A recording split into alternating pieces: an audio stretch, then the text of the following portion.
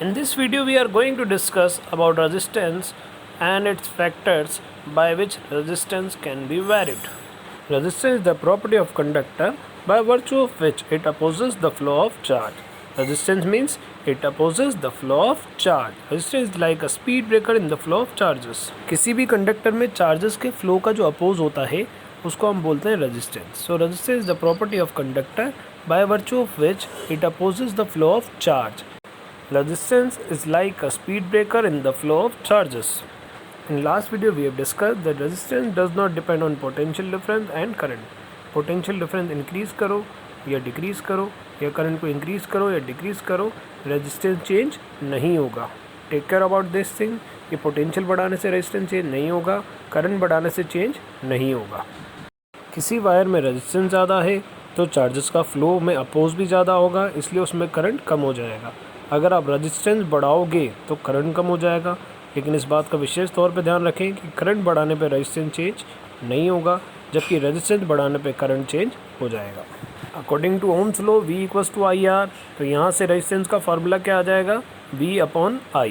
So we can say resistance is the ratio of potential difference to the current. What is the SI unit of resistance? The SI unit of resistance is ohm. What is the SI unit of resistance? The SI unit of resistance is ohm. Another unit of resistance is volt upon ampere. How will you define the unit of resistance? As you know, the unit of resistance is ohm. So you have to define 1 ohm. So you will write 1 ohm equals to 1 volt upon 1 ampere. पहले R का formula लिखेंगे V upon I. फिर R की जगह लिखेंगे 1 ohm, V की जगह 1 volt, I की जगह 1 ampere. So 1 ohm equals to 1 volt upon 1 ampere. अगर किसी वायर में 1 वोल्ट पोटेंशियल डिफरेंस अप्लाई करने पे 1 एम्पियर करंट फ्लो होता है तो उसका रेजिस्टेंस होगा 1 ohm. Now we are going to discuss about the factors affecting resistance. As you know, resistance does not depend on potential difference as well as resistance does not depend on current, but resistance depends on length, area of cross section, nature of the material. अगर आपको किसी conductor का resistance very करना है तो या तो आप उसकी लेंथ चेंज कर दीजिए या उसका एरिया चेंज कर दीजिए, क्रॉस सेक्शनल एरिया, या फिर उसका मटेरियल चेंज कर दीजिए. So these are the factors by which resistance can be varied. First is length of the wire, second is area of cross section, and the third is nature of the material. Board में question आता है, write the factors by which resistance can be varied. So you have to write answer the length, cross sectional area and the nature of the material. First factor is the length of the wire. Resistance is directly proportional to length. If the length of the wire is increased, then resistance is also increased, because if length increases then collision of electron increases, which increases the resistance. So resistance is directly proportional to length. Length of the wire is increased, then resistance increases. If length of the wire is decreased, then resistance decreases. Second factor is cross sectional area.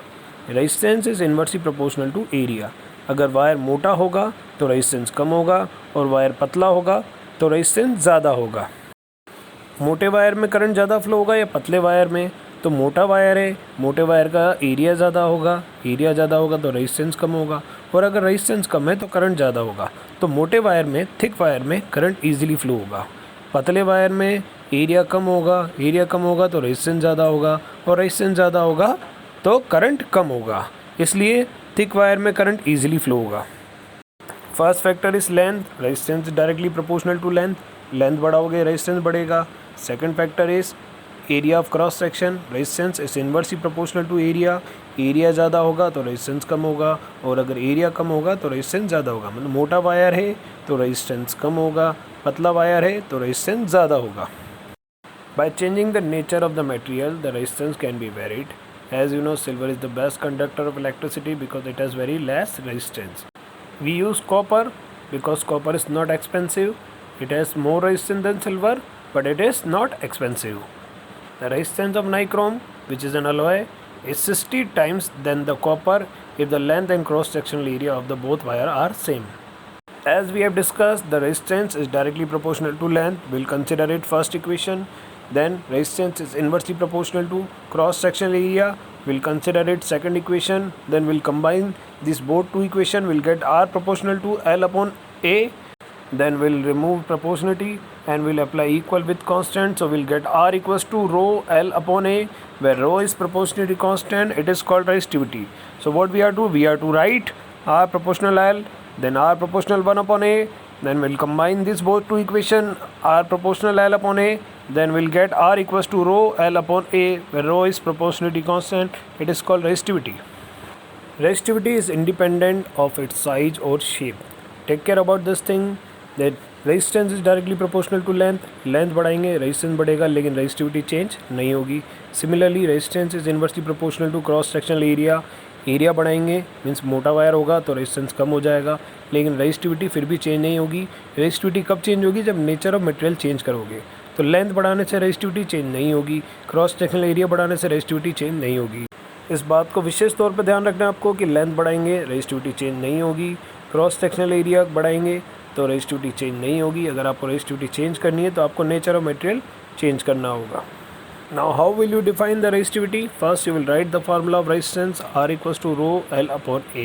Then you will write if length equals to 1 unit and cross sectional area equals to 1 square unit, then resistance equals to resistivity. अगर किसी wire की length unit है और उसका cross sectional area unit है तो जितना भी उसका रेजिस्टेंस होगा वो रेजिस्टिविटी के इक्वल होगा.